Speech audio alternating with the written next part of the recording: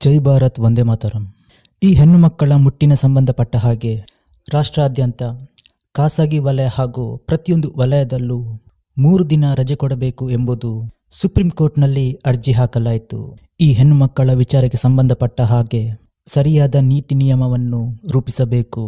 ತಿಂಗಳಲ್ಲಿ 3 ರಜೆ ಕೊಡಬೇಕೆಂಬುದು ಈ ಅರ್ಜಿಯ ಉದ್ದೇಶವಾಗಿತ್ತು. ಇವರು ಅರ್ಜಿ ಹಾಕಿದ ಉದ್ದೇಶ ಚೆನ್ನಾಗಿ ಇತ್ತು.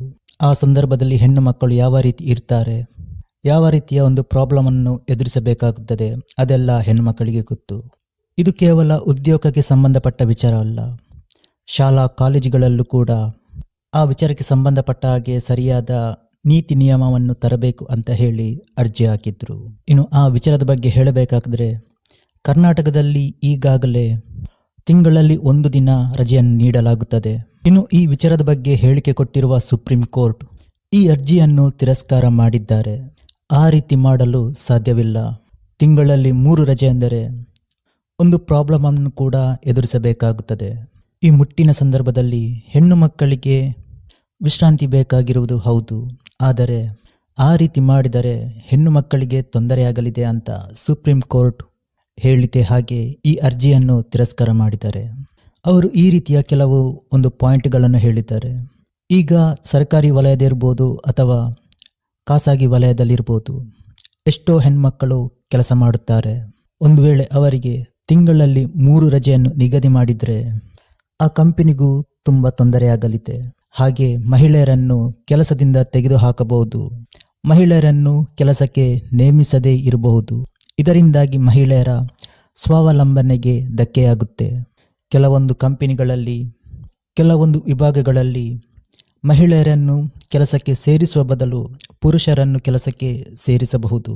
ಹೀಗೆ ಮಾಡ್ತಾ ಹೋದರೆ ಮಹಿಳೆಯರಿಗೆ ಕೆಲಸ ಇಲ್ಲದಂತಾಗುತ್ತೆ, ಅವರ ಜೀವನಕ್ಕೂ ಕಷ್ಟವಾಗುತ್ತೆ. ಅಲ್ಲಿ ಮತ್ತೆ ಮಹಿಳೆ ಹಾಗೂ ಪುರುಷರ ನಡುವೆ ಲಿಂಗಭೇದ ಉಂಟಾಗುತ್ತೆ ಅಂತ ಸುಪ್ರೀಂ ಕೋರ್ಟ್ ಹೇಳಿದೆ. ಇವರ ಹೇಳಿಕೆಯಲ್ಲೂ ಕೂಡ ಒಂದು ಸತ್ಯಾಂಶವಿದೆ. ಮಹಿಳೆಯರಿಗೆ ಆ ರೀತಿ ರಜೆ ಕೊಟ್ಟರೆ ಕಂಪನಿ ಅವರನ್ನು ಕೆಲಸದಿಂದ ತೆಗೆದುಹಾಕುವ ಸಾಧ್ಯತೆಯೂ ಇದೆ. ಅವರ ಬದಲು ಬೇರೆ ಪುರುಷರನ್ನು ನೇಮಿಸಿಕೊಳ್ಳಬಹುದು. ಇದರಿಂದಾಗಿ ಮಹಿಳೆಯರಿಗೆ ತೊಂದರೆ. ಇನ್ನು ಇದಕ್ಕೆ ಸಂಬಂಧಪಟ್ಟ ಕೆಲವೊಂದು ಇಲಾಖೆ ಇರಬಹುದು, ಅವರು ಪರಸ್ಪರ ಚರ್ಚಿಸಿ ಇದಕ್ಕೊಂದು ಪರಿಹಾರ ಕಂಡುಕೊಂಡ್ರೆ ಆ ವಿಚಾರದ ಬಗ್ಗೆ ಸುಪ್ರೀಂ ಕೋರ್ಟ್ನಲ್ಲಿ ಚರ್ಚಿಸಬಹುದು ಅಂತ ಸುಪ್ರೀಂ ಕೋರ್ಟ್ ಜಡ್ಜ್ ಹೇಳಿದ್ದಾರೆ. ಈ ಮುಟ್ಟು ಎಂಬುದು ಮಹಿಳೆಯರಲ್ಲಿ ಬಂದಂತಹ ಒಂದು ನೈಸರ್ಗಿಕ ಪ್ರಕ್ರಿಯೆ. ನಾವು ಈ ರೀತಿ ಒಂದು ನಿಯಮ ತಂದರೆ ಆ ವಿಚಾರದ ಬಗ್ಗೆ ಒಂದು ಕೀಳಾಗಿ ನೋಡ್ತಾರೆ. ಇದರಿಂದಾಗಿ ಕೆಲವು ಮಹಿಳೆಯರಿಗೂ ಕೂಡ ಮುಜುಗರ ಆಗಬಹುದು. ಈ ಮುಟ್ಟು ಎಂಬುದು ಏನೋ ಕೆಟ್ಟದು ಎಂಬುದು ಒಂದು ಭಾವನೆ ತರುತ್ತದೆ. ಆ ರೀತಿ ಆಗುವುದು ಬೇಡ.